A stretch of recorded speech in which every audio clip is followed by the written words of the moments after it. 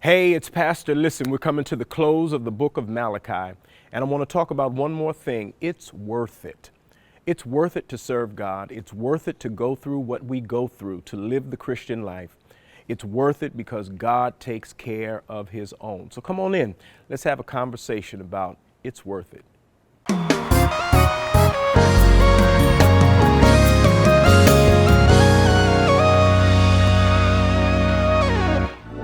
Amen, amen, amen, amen.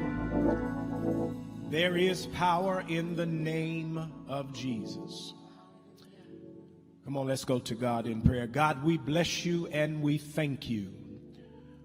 We thank you for another opportunity to gather in your name. We thank you for the opportunity to worship you in spirit and in truth. Thank you for the songs of Zion and the prayers of faith. And now, God, we turn to hear a word from you. I have studied, but I need your strength. I have prepared, but I need your power. Willing and I want to, but only you can make me able. Silently now I wait for thee. Ready, my Lord, thy will to see, open mine eyes and illumine me. Spirit divine. Amen. I'd like to invite your attention one last time to the book of Malachi. And again, we're looking at the third chapter, the verses 13 through 18. We've been walking through these confrontations. And these confrontations open up new conversations. And this conversation carries us on into the fourth chapter and closes us out. Malachi 3:13, you find these words. Your words have been stout against me, saith the Lord. Yet ye say, what have we spoken so much against thee? Ye have said, it is vain to serve God. And what profit is it that we have kept this ordinance and that we have walked mournfully before the Lord of hosts? And now we call the proud happy. Yea, they that work wickedness are set up. Yea, they that tempt God are even delivered. Then they that feared the Lord spake often one to another, and the Lord hearkened and heard it. And a book of remembrance was written before him for them that feared the Lord, and that thought upon his name. And they shall be mine, saith the Lord of hosts, in that day when I make up my jewels, and I will spare them as a man spareth his own son that serveth him. Then shall ye return and discern between the righteous and the wicked, between him that serveth God and him that serveth him not. This is the word of the Lord. And as we come to the close of this conversation with Malachi, I want to talk to somebody from the subject, it's worth it. It is worth it. Even though it looks sometimes like it not, sometimes it feels like it's not. Serving the Lord, it's worth it.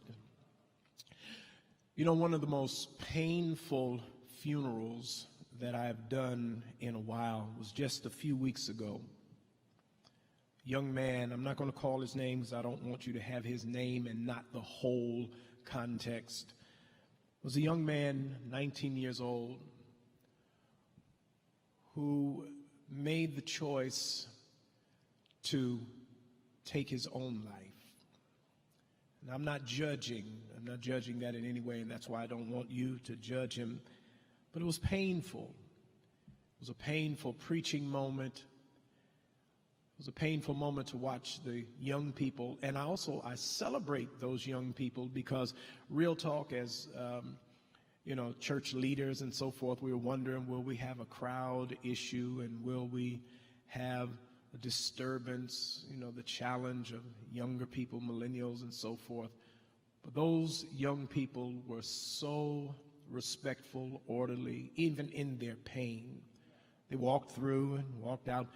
Hundreds of them waited outside honored the fact that the family had the restrictions of COVID and so forth. It was a beautiful testament to who he is, who his family is, and who those young people are, and who the majority of young people in our community are, no matter what the news will say. But it was painful because after even preparing for that and after that, I was reading an article, New York Times, and I was reading some things about millennials and Gen Z. And quite frankly, suicide rates have gone up and are rising amongst millennials and Gen Z. And it's not simply a pandemic phenomenon. Quite frankly, these trends were going on before the pandemic hit. What is that? What role do we who are their parents have to play in it? I started to think about what millennials and Gen Z has experienced, and I want to argue today, it is worth it, but I can understand the challenge that their worldview may have. You know, I will always say that our parenting, those of us who are in my age gap, we're going to have to give an account for some of what we did and did not do. Could be argued that millennials and Gen Z, in some ways, some of the least parented. Some of our permissive parenting may be something for some of us in middle class black life. We may have sent an all clear message to our children that wasn't really all clear. Wish I had time. But not only that parenting void, if you're millennial, Gen Z, you're kind of born into the war on drugs, which we now know in hindsight is really kind of a war on us, and you were born into it. You have experienced consistently in your face the issues of police brutality. I mean, going back as far, millennials are in their mid-30s even more, and so Spike Lee's Do the Right Thing was written, produced because of police brutality in the 80s. 90s, Amadou Diallo, coming into the new millennial. I mean, you have wrestled with this consistency. You don't really know the joy of going to the airport. I mean, 9/11 robbed that. I know you've been to an airport, but the airport for most of your life has been this security-laden hassle. You don't know pre-9/11 airport. Just fly. Just go through. Meet your loved one at the gate and get off and go have something to eat. And be accessible. I remember people, anybody remember being able to fly on an airplane almost like you catch the bus? People's flights. You all didn't see that. Yes, you had Obama. You grew up with something we didn't have, and that was a black president. But it also ushered in the most polarized time that any of us have seen. This country is split in ways that it has not been split since the Civil War. Bullying has always been around, but your bullying is different. You can't escape your bullying because of the internet and because of social media. Bullying has taken on new levels for you. I hear you. But you know what? Most of y'all ain't ever heard a busy signal. You wondering where I'm going. I mean, you get answering machines, but an answering machine still lets you speak your mind. You call somebody up, you get an answering machine, you say what you're going to say. But a busy signal, you don't even know what that is. You call up, and the busy signal says, wait. It ain't your turn. I'm doing something else. No, you can't speak. You can't register. Just hold on. Your time is coming. All of those truths have conspired to create a world for some that sometimes looks and feels unfair. And even if you're not a millennial, even if you're not in Gen Z, that world that we live in now, and when you look around, we become painfully aware of the mendacity and hypocrisy of institutions. And that may be why some of us are beginning to question whether it's worth it. In fact, that's what Malachi is talking about. Remember, we are dealing with different confrontations, and we are now in the fifth confrontation. And in this confrontation, God says, your words have been stout against me. In other words, your words have been arrogant against me. God says, I know what you've been saying about me. And what you have been saying is, I let bad people get away with it. What you've been saying is, bad people have good things happen to them, and it doesn't seem like you're doing anything. It's not even worth keeping covenant. It's not even worth being faithful when I look up and see what you allow to happen, God. But then the faithful remember that God, in God's time, is going to gather his jewels like a father. And that God will take care of his own on his time and in his way. God says, don't forget, even though it looks rough out here, it's still worth hanging on to me. It's still worth doing things my way. And I want to argue with you today. This is not necessarily a message to millennials. This is not necessarily a message to Gen Z. This is a message to anybody who has ever wrestled with, is it worth staying faithful? Is it worth doing things the right way? Is it worth staying in? How can I wrap my head around when things don't go my way? How do I hold on to God when it doesn't feel like God was holding on to me? I stopped by to tell somebody it is worth it. That's what the text is saying. And then, of course, the rest of the book is about how God is reminding them that he's going to clean it up, he's going to work it out, and he's coming back for his own. But if you're going to be able to say it's worth it, you're going to have to wrap your head around one reality, and that is evil exists. You got to get comfortable with that. You got to get comfortable with the fact that evil is in the world. Notice, they open up by saying that their words of accusation against God, the statements seemingly are true. In other words, he says, seems like bad people still get hooked up. It seems like those that do wrong are delivered. I mean, Donald Trump did escape 2 impeachments. He is the front runner to run again in 2024. George Bush's war spilled over on us last week in Afghanistan. Emmett Till's accuser lived well into her 80s only to admit that she didn't tell the truth just before she passed. The writer of Ecclesiastes put it this way: the race isn't given to the swift or to the strong. You know, we've twisted his words, but to those that endure to the end. But what he was saying was, it doesn't always work out. Sometimes the slower person wins the race. Sometimes the wrong person seemingly wins.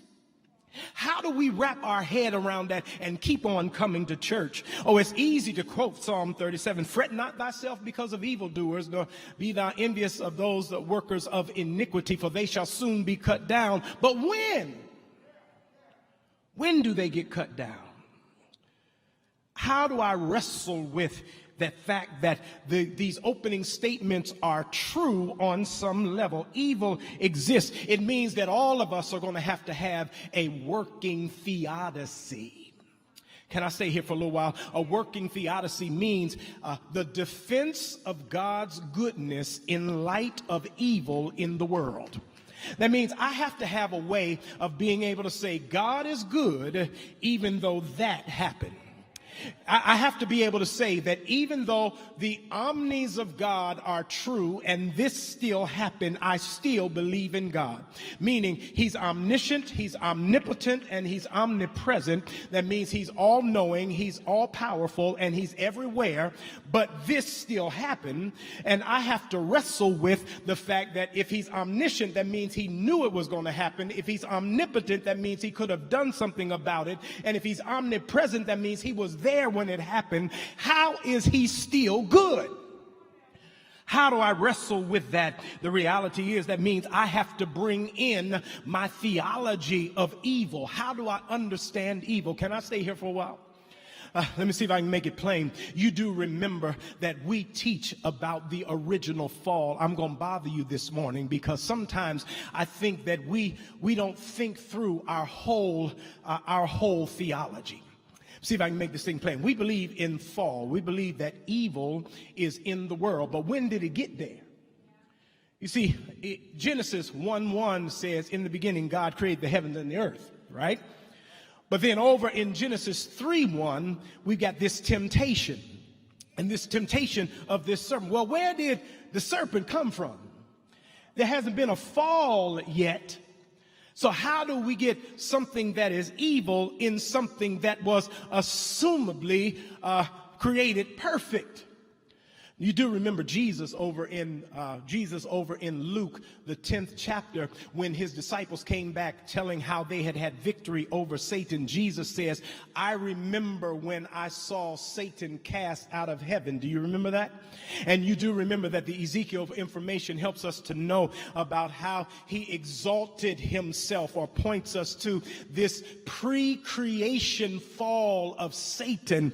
Touch your neighbor, said, this is going to blow your mind. And so we believe that somewhere between Genesis 1:1 and Genesis 3:1 is this pre-fall fall of Lucifer, who was the day star, who is cast down. Some traditional theology would suggest that when you read in Genesis that the earth was without form and void, it is in that moment that the Satan and his demons are cast down to the earth, and then God begins to create. I'm going to bother you right now. And so that this Satan serpent who's been cast out of heaven is in the very core of what is being created. Therefore, when God was creating each day, whether that is a physical day or not, when God was creating it and was declaring that's good, in the context of what he was declaring is good, there was evil already in there. Y'all are getting bothered by me. The implication of the Satan who has fallen out means that in the game plan, that within the context of where we live, there is somehow evil always present, and there is the possibility of temptation. Watch this, because God created mankind and created us to have free will choice. Therefore, if I can choose to love you, I have to be able to choose to hate you. If I can choose to be with you, I have to have the freedom to not be with you. Am I staying there? That's why Jesus went on to say, in this world ye shall have tribulation, but be of good cheer. I have overcome the world. In other words, within the context of our lives, God has allowed there to be God stuff and not God stuff. We in the African American community bring something to theological thought that Eurocentrism does not bring. Eurocentrism says, why does evil exist? African-centered theology says it exists, but God can use it to his glory. It exists, but God can work it for his good. In other words, on this side of the Jordan, on this side of heaven, evil is a real part of the human experience, and you don't have to apologize for it when you call something good. You ever seen people who can't call something good because something in it doesn't feel right? Apologizing. You say, are you happily married? Well, yeah, but. Well, listen, everybody got a but. When somebody says, I didn't mean that. Do you belong to a good church? I belong to a good church, and my church is a good church. It goes without saying there's something wrong with it. But does that stop you from calling something good? It didn't stop God from calling his creation good. I can begin to accept that not everything in my life is like I want it to be, but I got a good life. Not everything in every area of my life is where I want it to be. But am I talking to anybody about the fact that if he woke you up this morning and started you on your way, this is the day I still have joy. The implication is that evil exists, and as long as it is under God's control, as long as we take authority over it, as long as we understand it, as long as we claim victory over it, we can survive. Oh, I wish I could stay here for a little while. Let me see if I can make this thing plain. I'm not ready to give up on America yet. No, I'm not going to give up on America, even though January 6th does bother us. But I want to suggest to you that we need to be bothered by January 6th, not because of why white liberal persons tell us to be bothered.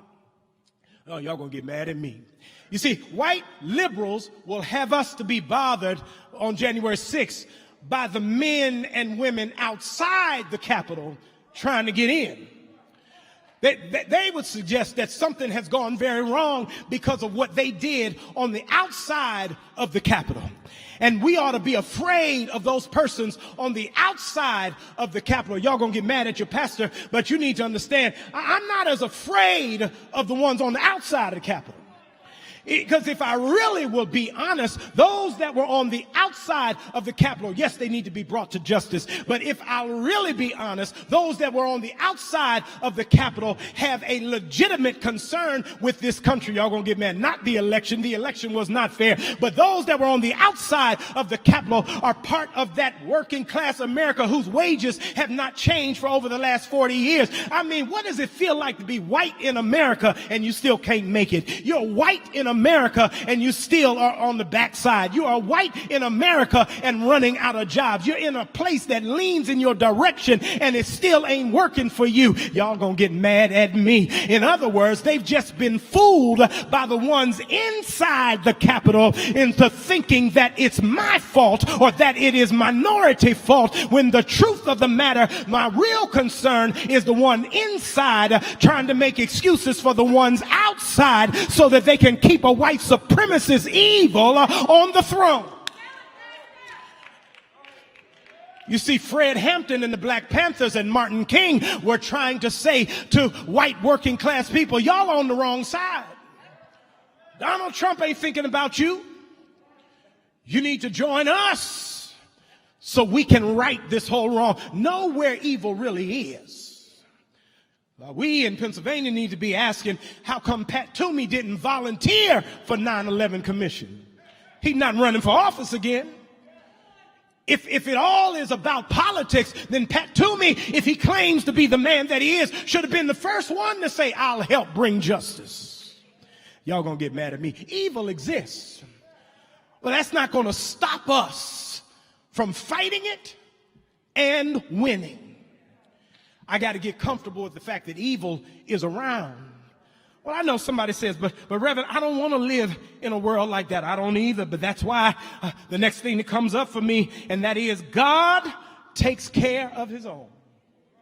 It's in the text. He said, your words have been stout against me. You've been arrogant against me because you're saying that evil people win, and you're saying that evil wins. And it seems like that.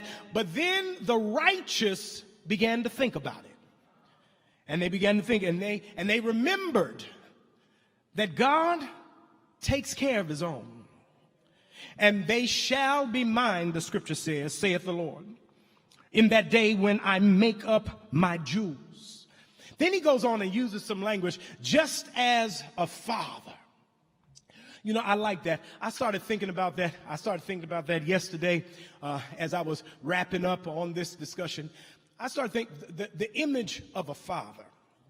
You know, I used to like to say, and it is still true today, there's a difference between Pastor Waller and Morgan and Erica's dad.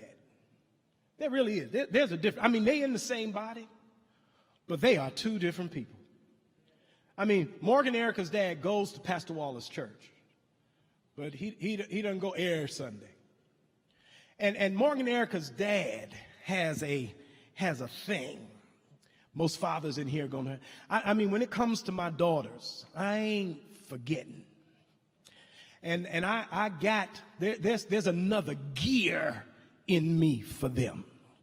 And I think you need to hear that God says, I've got a gear for my people. I know the world, that what it is, but I'm going to take care of mine. Those that stay faithful to me, those that are with me. And the language here, they say that day. Now, what day?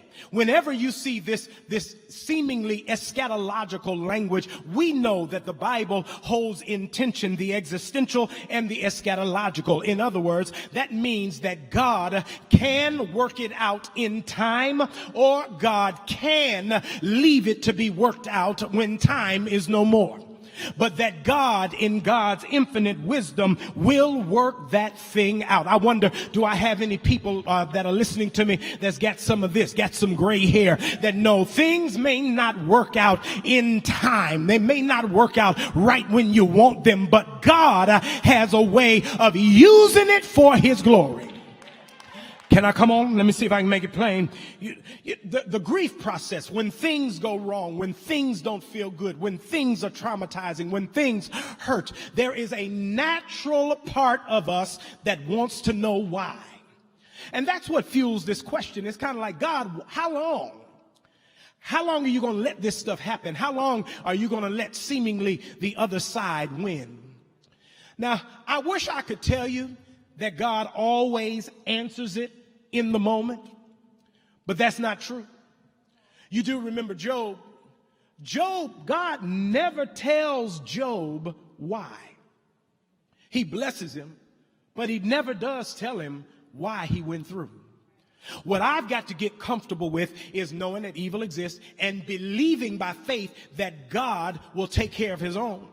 But I have to accept that God taking care of his own comes in many buckets. Sometimes some things will happen and they will be understood in the moment.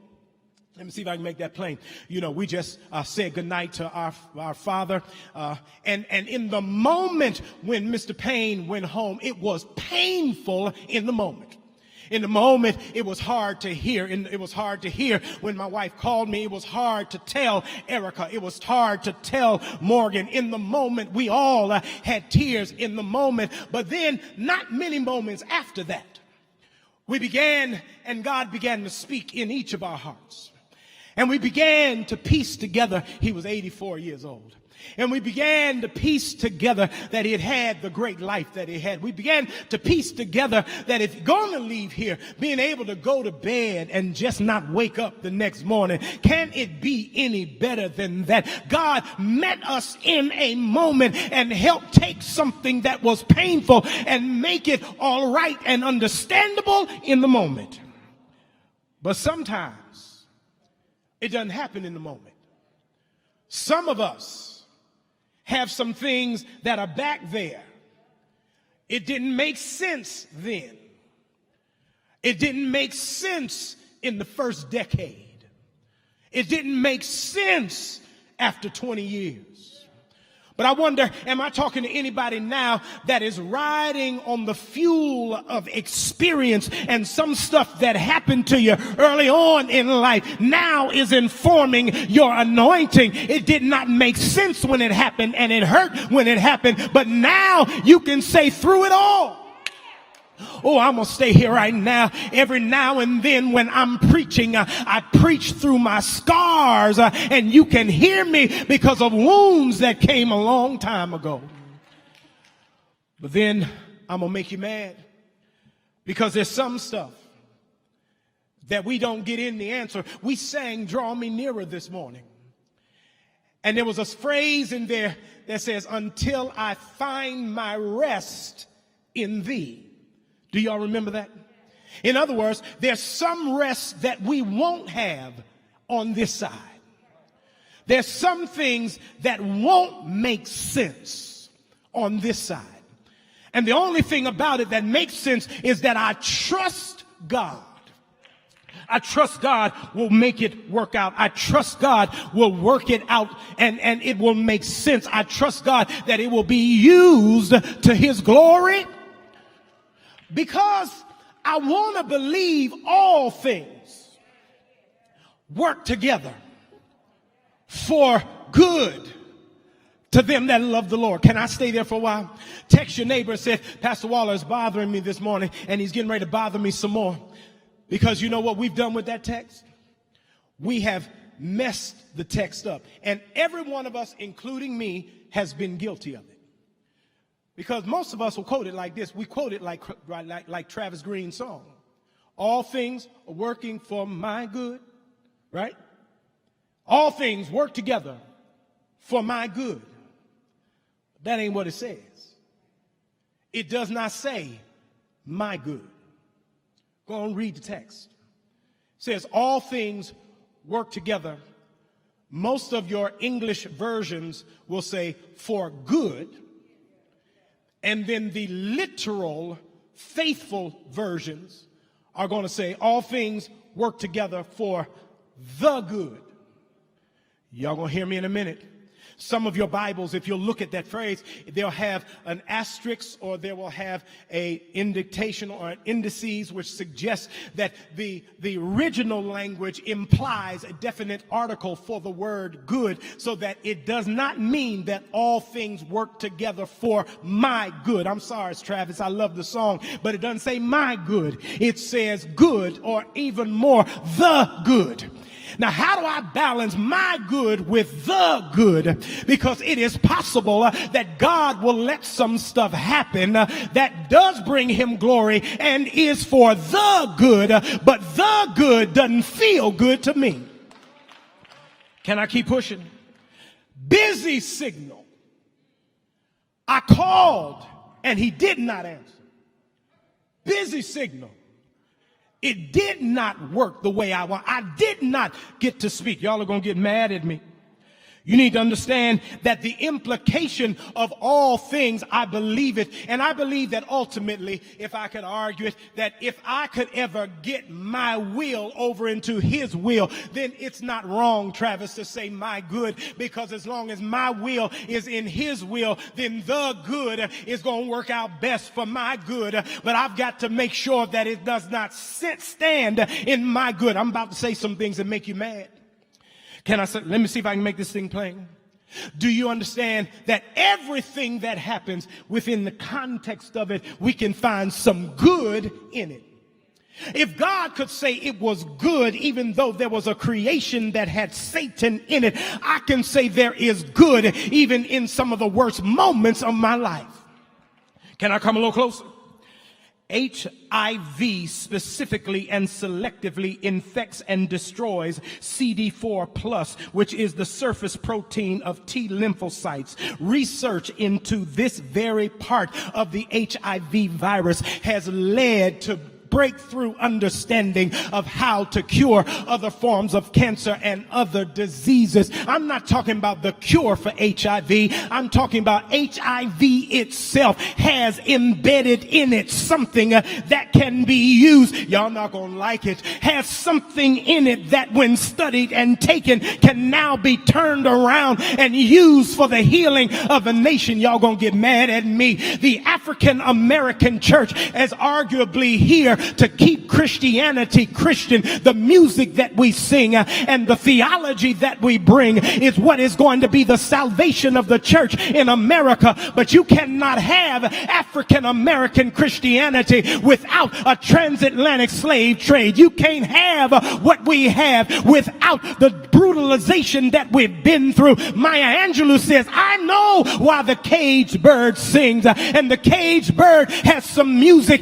that the free bird would never sing. I'm not saying I like how we came through. I'm saying that God used what we came through, and we've got a song to sing. I'm standing here having gone through what I've gone through, but I still have joy.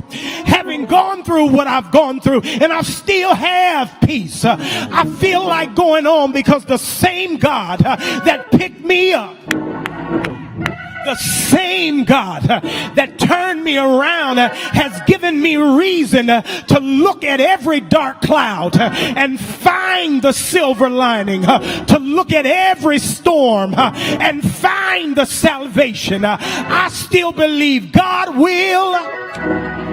Oh, I didn't feel like going there this early. But I've lived long enough to know that God can take what I don't like. I've lived long enough to know that God can use what wasn't comfortable and can bring about something for his glory. And yes, for the good. Well, I'm getting ready to get out of here. But there's something else in the text, because the rest of the book is definitely eschatological language. Over in the 4th chapter, he begins to talk about, and I'm going to send my prophet Elijah. And Jesus qualifies what that means by reminding the people that John the Baptist was the Elijah that he was sending, that was the forerunner of Jesus. In other words, there is a part of this that is existential. And that means that God is going to work it out sometime in time. And that God can take everything that you go through and work it out for the good. But I need you to get comfortable with this. God doesn't always owe you an explanation. And God doesn't always have to fix it right now. And there are some things that are not going to be solved right now. There are some answers that are not going to be understood in time. I know that challenges your 21st century sensitivities and sensibilities, but there's some answers that you're not going to get on this side of the Jordan. In other words, that's why Paul said in Corinthians that we are going to know as we are known. That means some things that I go through, I'm just going to have to believe in faith it was for the good. And I'll only understand it when I'm on the other side. That means I've got to believe that there is a other side. I know I'm about to sound old and fogey. I know I'm about to sound anti-intellectual. But I've been with God long enough that I'm all right with this. I believe he can fix it. I believe he can work it out. But if not, I still believe it's worth it. I believe that if he doesn't do it now, he can do it tomorrow. I believe that weeping may endure for a night, but joy comes in the morning. And even if it wasn't this morning, it might be tomorrow morning. And it might not be tomorrow morning. It might be next week. And I'm going to keep on believing. But I'm all right that if he doesn't fix it, I'm all right that if he doesn't change it, I've got enough God, and I've got enough word, and I got enough hope, and I got enough belief that if he keeps it right where it is, God will take care of me. And when I get to the other side, God will explain it on the other side. I need you to know that I believe in heaven. I need you to know that I believe one day I'm going to see my brother over there. I'm going to see Mr. Payne over there. I'm going to see my daddy over there. I'm going to see my grandmother over there. I'm going to see Moses over there. I'm going to see Miriam over there. I'm going to see my auntie over there. I'm going to see my grandmother over there. We're going to sit around the table.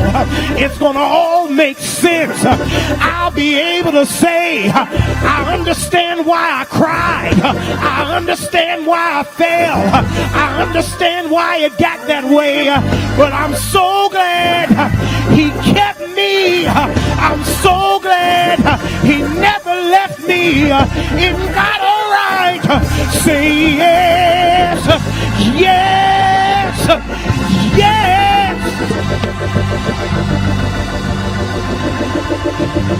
And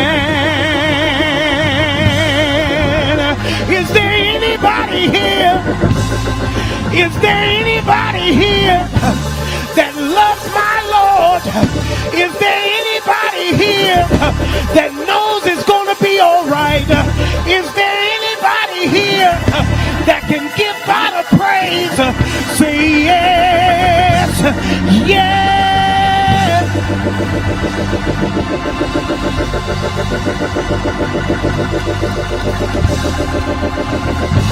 It's worth it. It's worth it. It's worth it. It's worth it. It's worth it. It's worth it. That's why every morning I'm hopping out of bed. What is God going to do today? It's worth it. It's worth it to get up and say, okay, God, what we going to do today? I know evil is around here. I know trouble is around here. I know some stuff is going to happen. But what you going to do to blow my mind today? It's worth it. It's worth it to pray. It's worth it to read this word. It's worth it. Even when we see evil win for a moment, it's worth it to keep on fighting. It's worth it to keep on struggling. Because for real though, that psalm was right. Fret not thyself because of evildoers. They'll soon be cut down. The other side about this gray hair, shortcuts don't work. The other side about this, doing it your own way doesn't work. And even if we never see it, there's a pain and there's a torture to not doing it God's way. You see, sometimes for God's will, your stuff doesn't blow up. But when it ain't in God, there's something on the inside that just don't work. But when you're in God, in the midst of the storm, there's joy. In the midst of the fight, there's peace. In the midst of it, it's worth it. Listen, saints, as we get ready to come on back in here, it's worth it. It's worth it to make your commitment to joining us every week. We say three things in this church, what it means to be a member: in-reach, outreach, and upreach. In-reach, study the Word of God somewhere, one of these Bible studies, pick one. Outreach, get involved. We figured out we got 95 ministries, find one, not 7. You don't have time to be on 7 ministries and have a family and have a job and chill and watch The Godfather. But that's me, I'm sorry. You don't have all that time. And then upreach. Pick one of these worship services and come. It's worth doing. It's worth getting up in the morning. Even if you have to do it a little earlier so you can fit it in. If you don't have enough time in the day, get up a half hour earlier and spend that in prayer. It's worth it. And God will meet you. And when you see the stuff of life that can make you want to throw it all away, you'll be reminded that God's got you. And he can work it out for the good. Listen, if you don't have a church home, I'd love for you to come and belong to a part of Enon or Venon. Do you know what that means, Venon? That means you listening to me in Anchorage, Alaska can be a part of this ministry. We are a phygital church, physical and digital. We are fastly working so that anything that can be done physically here can be done in some way, shape, or form expressly where you are. And we're looking forward to that. And so if you'd like to be a part of this church, 84576, we invite you to come. Then if you just need prayer, text Enon prayer to 84576. We will reach out to you to love on you to help you get to where you can say it's worth it. That's it. That's it. Come on, say. I don't feel no waste time. I've come too far from where I've started. Nobody told me that the road, I don't believe he brought me this far to me. Come on, just one of y'all take it. Nikki, just take it one time by yourself. Come on, come on, come on, come on. I don't feel no waste time. Come on, I've come too far. I've come too far. Come too far from where I started from. Nobody told me, nobody told me, nobody. Nobody told me the road would be easy.